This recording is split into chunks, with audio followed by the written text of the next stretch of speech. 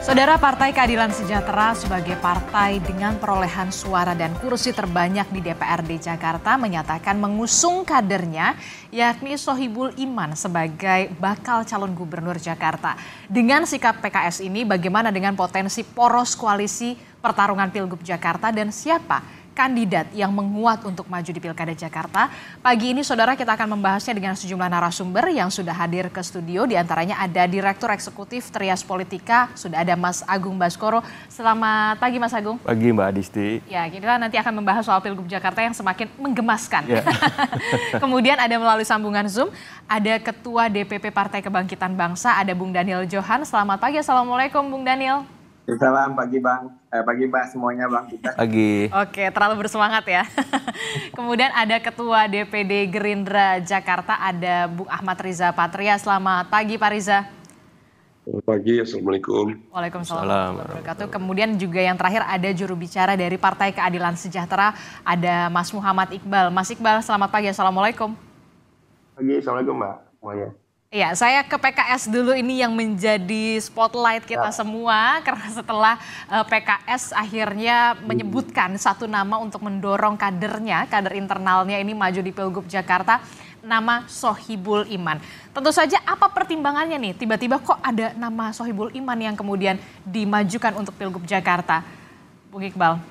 Ya, saya kira karena memang selama ini kan publik bertanya-tanya. Apakah PKS ini punya tokoh atau punya kader nggak sih? Kan ngakunya partai kader gitu. Lalu kami memunculkan nama Pak Sohibul Iman. Kenapa Pak Sohibul Iman? Pak Sohibul Iman ini adalah mantan Presiden PKS, Doktor S1 sampai S3-nya di Jepang, mantan Wakil Ketua DPR RI, mantan Rektor Paramadina, dan pernah terpilih menjadi anggota DPR RI dari Dapil Jakarta II, yang meliputi Jakarta Selatan, Jakarta Pusat, dan luar negeri dengan suara yang signifikan. Artinya secara kompetensi kami memiliki tokoh. Tapi lagi-lagi semua politik ini masih dinamis. Kita melihat nanti perkembangan karena Pak Anies belum juga deklar secara resmi untuk maju sebagai calon gubernur. Ya, karena PKS ini tidak bisa mengusung sendiri. PKS hanya memiliki 18 kursi. Sementara untuk maju itu perlu 22 kursi. Begitu kami menyiapkan berbagai skenario. Kalau ternyata Pak Anies berhalangan atau tidak berkenan maju atau ternyata tidak dapat dukungan dari partai lain, maka mungkin akhirnya Pak Sohibul Iman menjadi gubernur. Skenario kedua, kalau Pak Anies ternyata berlayar, dapat perahu, dapat dukungan, bisa dipasangkan dengan Pak Sohibul Iman. Artinya kami memiliki fleksibilitas dalam konteks ini. Jangan di framing bahwa kalau kita mengusungkan Pak Sohibul Iman lalu kita meninggalkan Pak Anies atau Pak Anies meninggalkan kita. Karena ini jadi framing yang berbahaya menurut saya. Karena kita dan Pak Anies ini memiliki kebersamaan yang sudah cukup lama. Yang kedua, kenapa kami harus memajukan calon dalam konteks pemilu kali ini? Karena dalam berbagai pemilu kami sudah banyak berkorban lah dalam tanda kutip ya. Ketika pemilihan Pilkada Jakarta 2019 kami menjadi ketua tim sukses. Lalu ketika Pak Sandi maju sebagai wapres, lalu kursinya kosong, kami juga tidak mendapatkannya. Lalu ketika Pilpres kami memiliki kesempatan untuk juga mencalonkan tokoh, kami juga tidak memajukannya. Kami memilih mendukung Pak Anies. Jadi memang sudah saatnya juga memang kalau kali ini, kesempatan ini, PKS di Jakarta juga memajukan tokohnya sebagai calon. Demikian. Oke, jadi nggak mau kena prank sampai 2 kali lah ya, intinya PKS begitu ya? Mas Iqbal? Ya, saya kira bukan prank ya. Artinya kami juga memiliki kesempatan, peluang karena kami sebagai pemenang. Tentu saja mesin PKS ini terbukti ampuh dan kencang di Jakarta ini. Jadi ini adalah momentum bagi PKS untuk bisa memajukan calonnya sendiri, baik untuk ketika berhadapan dengan partai lain ataupun juga dengan berpasangan dengan Mas Anies. Oke, saya ke Bung Daniel Johan dulu sambil kemudian Bung Iqbal memperbaiki audionya karena memang agak sedikit kurang jelas di kami untuk menerimanya. Saya ke Bung Daniel. Bung Daniel, ini kalau kita melihat tiba-tiba ada nama Pak Sohibul Iman yang kemudian dimajukan oleh PKS begitu di Pilgub Jakarta. Respon Anda sendiri bagaimana melihat partai Anda kan memang sudah jelas begitu ya mengusungnya adalah nama Anies Baswedan, utamanya DPW PKB Jakarta. Agak sedikit ketar-ketir nggak atau kenapa ya gitu? Ya, terima kasih Mbak. Tentu posisi kita adalah menghargai apa yang menjadi keputusan sahabat PKS. Dan saya rasa wajar sebagai pemenang pileg kemarin di DKI dengan perolehan terbesar dan sebagai ketua DPRD nanti, apalagi tadi sudah dijelaskan sebagai partai kader, selayaknya memang PKS mengajukan kadernya. Ya. Tetapi kan tadi juga sangat clear dijelaskan oleh sahabat Bang Iqbal bahwa PKS tetap terbuka untuk nanti berkoalisi dengan partai lain, termasuk terbuka untuk berduet dengan Pak Anies. Nah, tinggal kita lihat dinamika ke depan seperti apa. Posisi PKB tentu terbuka. Nah, kita berharap nanti di tingkat wilayah ada komunikasi yang lebih intens. Dan sebenarnya kalau kita berharap dari DPW itu agar sahabat-sahabat partai yang lain yang memang merasa sevisi ya, yang menganggap Pak Anies itu layak untuk maju kembali yang kedua kali di dalam Pilkada DKI berikut, bisa menyatakan dukungannya, sehingga kalau misalkan dukungannya sudah dinyatakan, sehingga partai-partai bisa segera melakukan komunikasi yang intens, musyawarah untuk salah satunya misalkan menentukan wakil. Ya.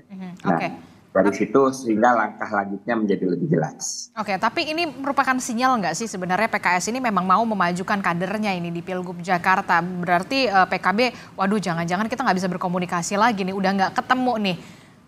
Anda berpikir sedemikian itu juga, Bung Daniel? Enggak juga, karena kan penjelasan Bang Iqbal sangat jelas bahwa posisinya itu sangat terbuka untuk berduet kan, karena itu menjadi alternatif. Kalau misalkan Pak Anies nggak maju, ya PKS maju sebagai calon gubernur. Tetapi kan juga terbuka untuk bergabung dengan koalisi Pak Anies dengan mengajukan PKS sebagai wakil misalnya. Oke.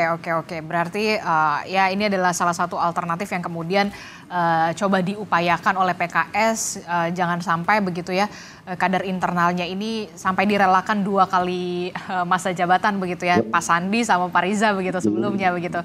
Bung Riza, ini bagaimana kalau koalisi Indonesia Maju merespon hal ini? PKS yang kita tahu basis suaranya tertinggi di Jakarta, kemudian mengusung kadernya sendiri, kader internalnya. Ada sedikit kekhawatiran nggak sih kalau dari koalisi Indonesia Maju?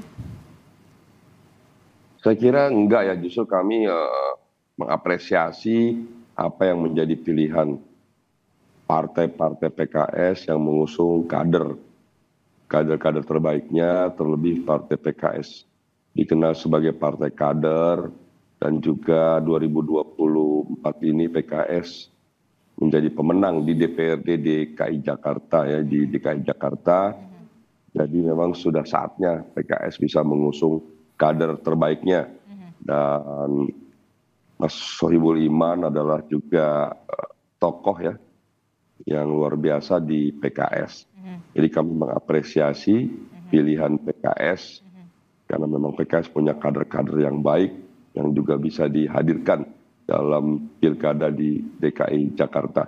Jadi saya kira ini satu yang baik, dan juga ya tentu harapan kita apa yang menjadi pilihan PKS ini juga menjadi pilihan yang baik ya. Dan kami senang dari Kim juga kita punya calon-calon baru dari partai lain ya. Sehingga Kim juga yang sekarang dari Partai Gerindra sudah mengusung Kang Emil, juga punya lawan kompetisi, yaitu Sohibul Iman, yaitu tokoh PKS, kader PKS yang baik. Tapi memang Koalisi Indonesia Maju memang sudah sepakat bulat kalau misalkan akan mengusung RK di Pilgub Jakarta. Tampaknya Golkar kemarin beberapa waktu lalu Bung Doli mengatakan RK ini memang cocoknya potensinya menangnya di Jabar, bukan di Jakarta. Ya memang Golkar itu merekomendasikan atau memberi surat tugas 2 ya kepada Kang Emil, yaitu di Jabar dan di DKI Jakarta. Nah, Partai Gerindra melihat Kang Emil tidak hanya kuat dan baik di Jabar, tapi juga kuat dan baik di DKI Jakarta. Itulah sebabnya kenapa Gerindra merekomendasikan atau mengusulkan Kang Emil juga maju di DKI Jakarta. Jadi saya kira tokoh-tokoh seperti inilah nanti insya Allah yang dapat berkompetisi di berbagai pilkada termasuk di DKI Jakarta. Kita tunggu saja nanti pilihan koalisi partai-partai nanti yang akan bergabung dengan Partai Gerindra dalam mengusung pasangan calon di DKI Jakarta. Oke, saya ke Mas Agung. Mas Agung, ini Anda melihat bagaimana tiba-tiba begitu, tidak secara tiba-tiba, tapi kemudian ada nama Sohibul Iman begitu dari Partai Keadilan Sejahtera yang kemudian dimajukan di Pilgub Jakarta, entah itu menjadi cawagup atau menjadi cagup. Nah, pertanyaannya kan pasti kita tahu kan PKS ini merupakan kawan lekat dari Anies Baswedan. Sebenarnya apa yang terjadi dengan PKS ini? Ada apa denganmu? Iya, pertama saya senang ya karena Kompas TV menghadirkan 3 narasumber, sedikit banyak ini memberikan arahan sebagai simulasi awal kemungkinan poros di Pilgub Jakarta nanti bisa jadi 3 ini.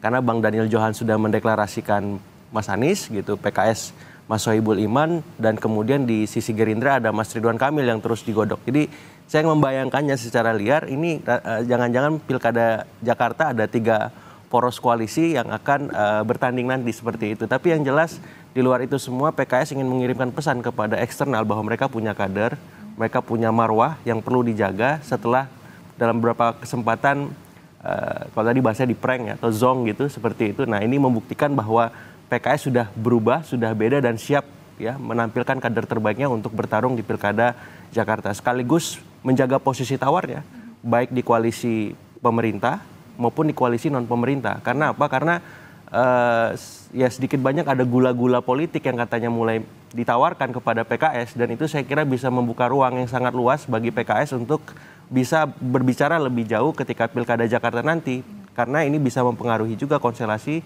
nasional. Sedikit banyak ya suka atau tidak tadi sudah dijelaskan, Jakarta ini kan magnet pusat dari politik kita gitu. Jadi kalau ini memang bisa menjadi parameter yang kuat bagi PKS untuk menancapkan posisinya secara strategis, ini menjadi awalan bagi Mas Iqbal bahwa Mas Sohibul ini bukan sekedar calon, tapi juga bisa menjadi daya tawar mereka ke koalisi keberlanjutan seperti itu. Jadi memang ada beberapa peluang yang kemudian tampaknya PKS ini sudah cukup percaya diri, punya daya tawar khususnya karena memang kekuatan politiknya di Jakarta. Ada poros ketiga, kemudian yang kemudian dimungkinkan terbuka, ataukah kemudian juga ini ada upaya untuk memecah suara dari Anies Baswedan? Oke, karena secara demografi politik sebenarnya ketika nama Anies dimajukan oleh PKB, maka yang dibutuhkan wakil yang bisa mengambil simpati di Jakarta Utara dan Jakarta Barat. Karena kenapa di Jakarta Utara dan Jakarta Barat? Karena sementara ini kelemahan Anies di sana, basisnya dari waktu ke waktu, baik di 2017 maupun di Pilpres kemarin seperti itu. Nah, kalau misalkan PKB sudah mendeklarasikan Anies, otomatis PKB butuhnya bukan dari PKS dalam tanda petik nih. Ya, begitu juga ketika PKS sudah mendeklarasikan Sohibul Iman, otomatis PKS bukan butuhnya Anies, karena dua kandidat tadi saling beririsan ya secara massa gitu, tidak melengkapi. Nah, beda halnya ketika misalkan Ridwan Kamil muncul atau nama lain yang dimajukan oleh koalisi keberlanjutan seperti itu. Jadi paling tidak ini bisa punya kans untuk memenangkan Pilkada Jakarta tersebut. Tapi kita kan tahu ini PKS punya mesin yang tangguh, yang kuat ya. Dia bisa membolak-balik hasil survei berapa kali kesempatan seperti itu. Bahkan ketika Mas Sohibul dimajukan itu sebenarnya menguatkan, mengafirmasi bahwa fatsun politik PKS bukan sebatas elektabilitas saja, tapi ada akseptabilitas. Ini yang tidak biasa. Tapi ya ini juga bisa jadi plus minus gitu. Karena akseptabilitas dalam konteks demokrasi modern seperti sekarang itu punya penantang kuat namanya elektabilitas gitu. Kalau misalkan PKS tidak bisa mengkonversi akseptabilitas ini kepada mesin-mesin elektoralnya, bisa jadi PKS gigit jari nanti di Pilkada Jakarta, padahal mereka pemenangnya di sini seperti itu. Jangan sampai gigit jari untuk ketiga kalinya ya, hat-trick ya. Begitu, oke. Nah tadi menarik ya, Mas Agung. Anda melihat kalau misalkan sosok Anies Baswedan ini kurang elektabilitasnya ini di Jakarta Utara dan juga Jakarta Barat. Nah, kalau menurut Anda, siapa sebenarnya sosok yang paling berpeluang untuk menutupi kekurangan Anies Baswedan di Utara dan juga di Barat? Ya, kalau saya sebut nama Kaisang nanti bisa rame ya, karena kemarin sempat muncul nama itu kan, karena Kaisang ini kan pendorongnya PSI dan kita tahu basis PSI itu di sana kuat gitu. Dan saya berpikir kemarin ketika nama Kaisang muncul itu bisa menjadi sebatas jembatan rekonsiliasi ya. Setelah tapi kan sudah dibilang sudah Kaisang, tidak, gitu. Kaisang Anies dan saya ini berbeda. Berbeda, tapi saya masih melihat masih panjang perjalanan 1 bulan dalam politik itu, jadi semua kesempatan masih dibuka. Ataupun kalau tidak nama Kaisang dimajukan, mungkin ada alternatif lain seperti itu. Tapi siapa nama alternatif lain? Mungkin saya bisa tanyakan ke Bang Daniel Johan nanti sama Bang Riza Patria, karena kans paling besar berkoalisinya sementara per pagi ini saya melihat bukan ke PKS justru Mas Anies. Ya justru PKS juga bukan ke Mas Anies gitu. Jadi ini semacam apa ya? Ya karena memang gaya tarik politiknya sama gitu. Jadi kalau misalkan mereka berkumpul, saya khawatir bisa kalah.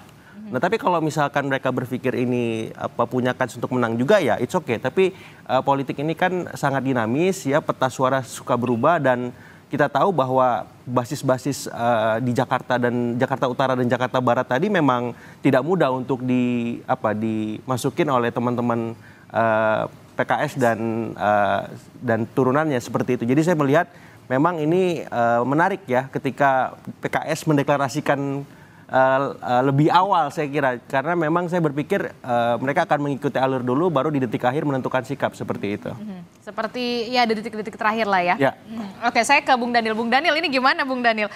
Tampaknya Jakarta Utara dan juga Jakarta Barat ini kalau misalkan cawagup dari PKS ini agak malah justru ada potensi bisa gagal lagi begitu.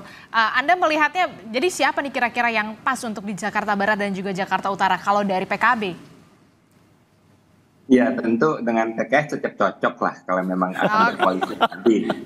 Tetapi kan selain PKS yang sempat mendukung Pak Anies kan juga ada PDIP. Dan kita paham PDIP sangat kuat di Jakarta Barat dan Jakarta Utara. Dan saya rasa PDIP tidak kekurangan kader nanti. Kalau misalkan emang juga akan mengajukan sebagai calon wakil dari Pak Anies. Ya sempat muncul kan nama Pak Ahok, sebenarnya sangat baik. Cuma kan secara peraturan tidak boleh Pak Ahok menjadi wakil lagi. Dia harus hanya yang sudah jadi gubernur hanya bisa calon sebagai. Tapi Mas Agung berbisik kayaknya sulit deh. Gimana? Kenapa sulit Mas Agung? Ada aturannya kan Mas? Ada aturannya kan. Kalau Ahok ya, artinya kan kader lain. Kader lain dari PDIP kan sangat cukup banyak lah yang akan memperkuat kemenangan nanti di Pilkada DKJ. Tinggal sama Mas Anies berarti. Oke, baik. Saya ke Mas Iqbal. Mas Iqbal ini gimana nih menanggapi dari analisa dari Mas Agung? Mas Agung mengatakan kalau misalkan Jakarta Utara dan juga Jakarta Barat ini perlu sosok yang agak berbeda begitu. PKS ini agak sulit masuk untuk di Jakarta Barat dan juga Jakarta Utara ini. Ya saya kira kalau tadi melihat peta bahwa memang di Jakarta ini PKS sebagai pemenang. Itu memang. Tetapi PKS tidak bisa memang mengusung sendiri. Makanya kita sedang mencari dinamika, ya sedang melakukan berbagai komunikasi politik dengan berbagai pihak, ya, dengan berbagai partai, termasuk dengan Mas Anies sendiri. Tetapi kalau seandainya Pak Anies dapat dukungan dari PKB atau Nasdem dan berpasangan dengan PKS, saya kira ini nggak melihat peta wilayah lagi. Karena Pak Anies ini pernah main di Liga 1, kira-kira gitu. Main di Liga 2, pasti dia akan sangat jago membawa bolanya gitu ya, kira-kira sangat populer gitu, sehingga sangat percaya diri kami seandainya pasangan Anies Sohibul ini bisa memenangkan Pilkada Jakarta. Apalagi kalau misalnya calonnya diimpor dari provinsi sebelah misalnya. Diimpor dari provinsi sebelah siapa tuh? RK.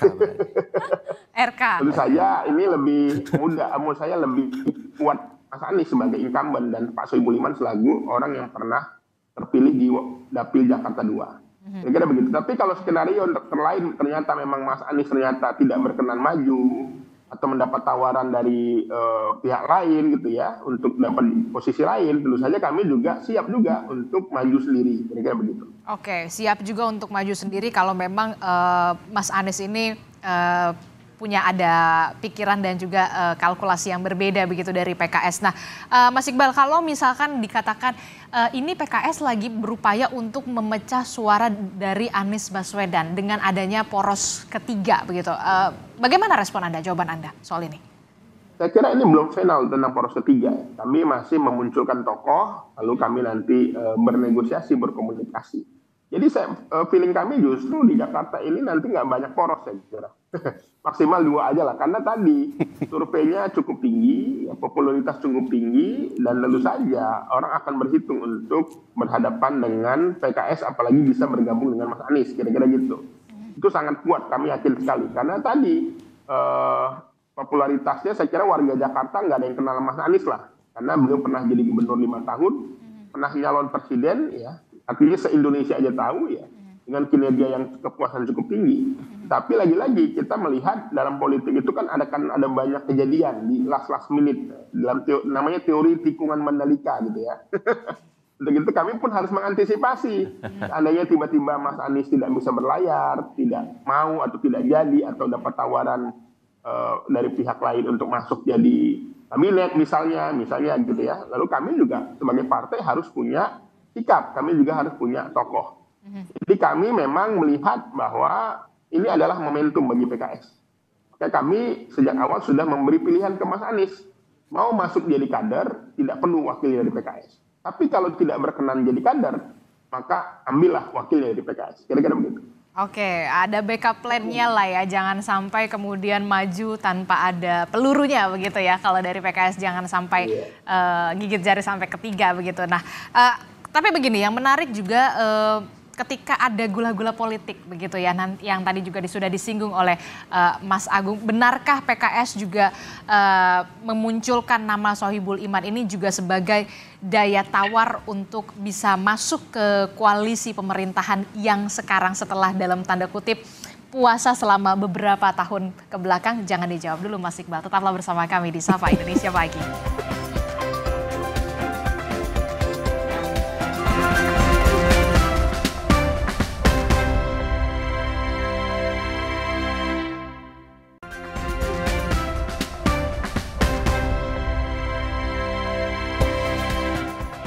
Anda masih bersama kami, Saudara, di Sapa Indonesia Pagi masih membahas soal bagaimana PKS yang memajukan kader internalnya, yakni dengan nama Sohibul Iman untuk maju di Pilgub Jakarta sebagai cagup ataukah kemudian menjadi cawagup. Masih membahasnya dari PKS, ada Mas Iqbal, kemudian dari Partai Gerindra juga ada Bung Riza Patria, kemudian dari PKB ada Bung Daniel Johan dan Mas Agung masih bersama kami di studio. Saya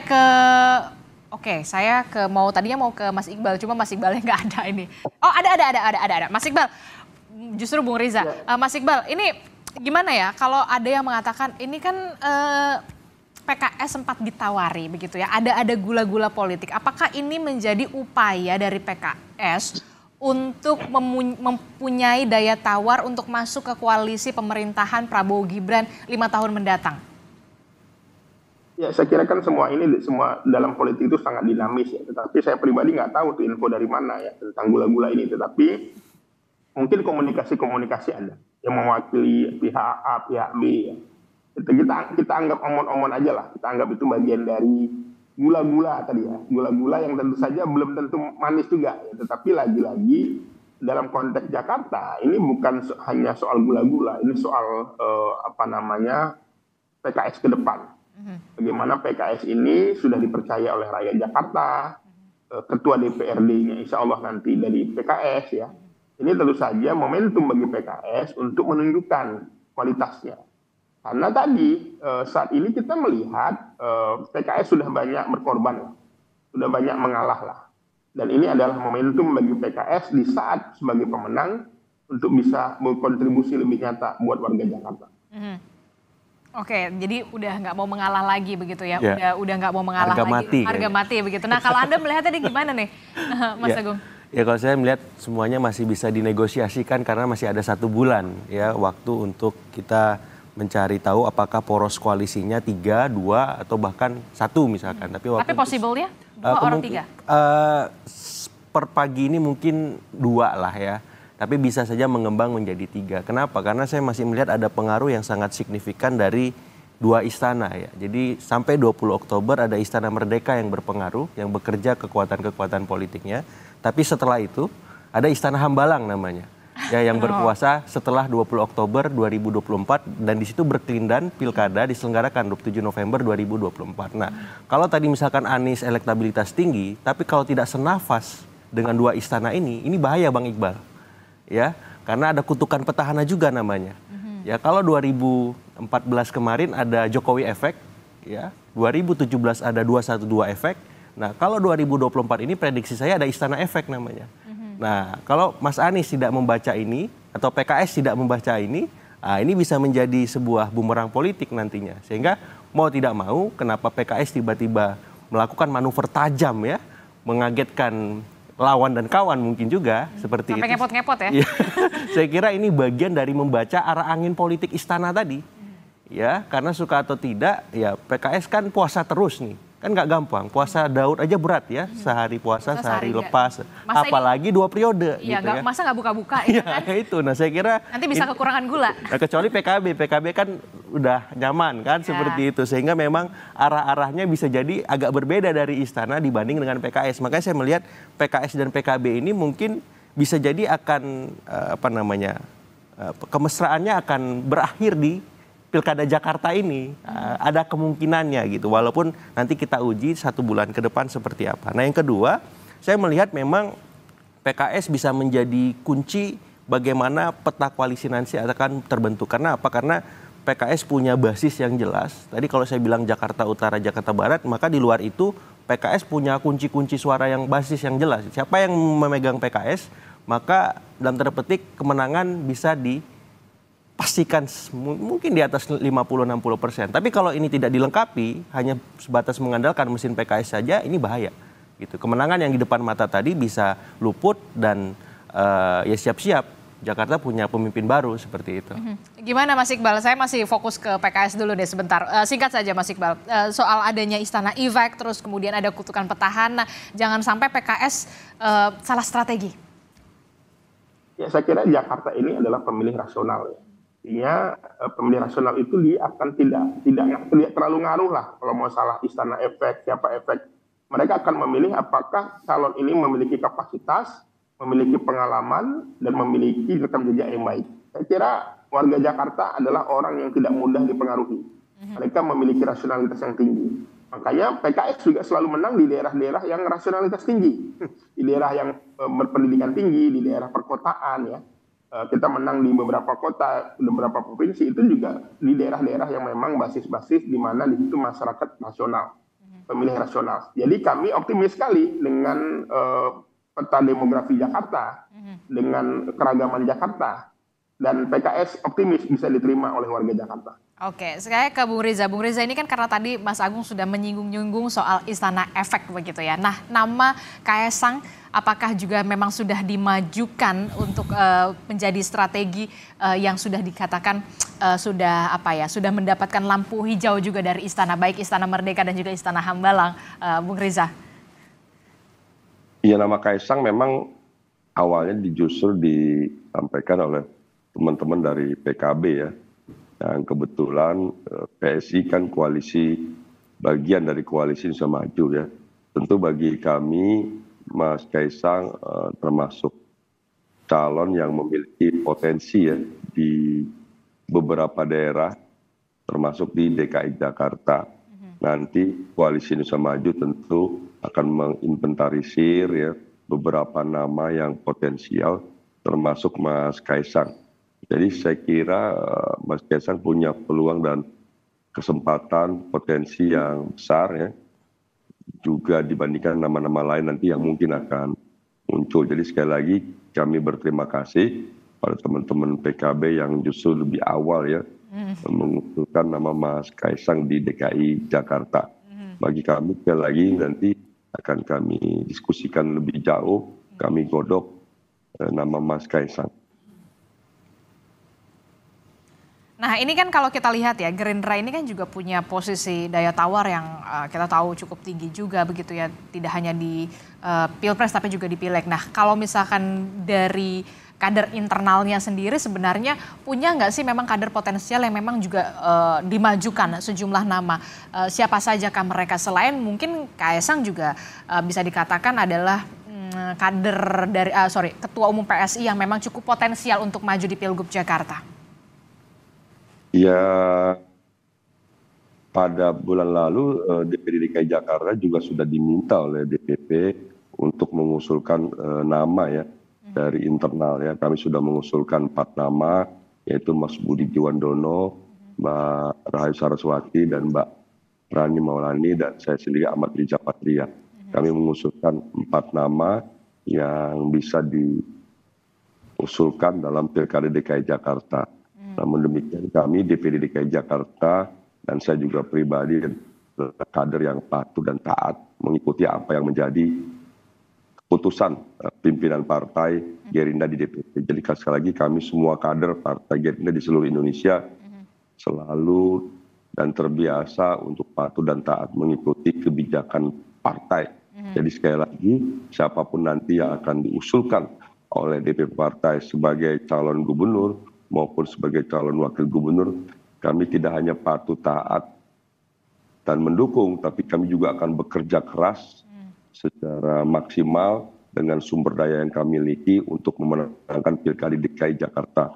Sebagaimana kami juga sebelumnya di 2012 bersama dengan Gerindra bersama dengan PDIP memenangkan Pak Jokowi Ahok, dan 2017 Gerindra bersama PKS juga memenangkan Mas Anies dan Mas Sandi.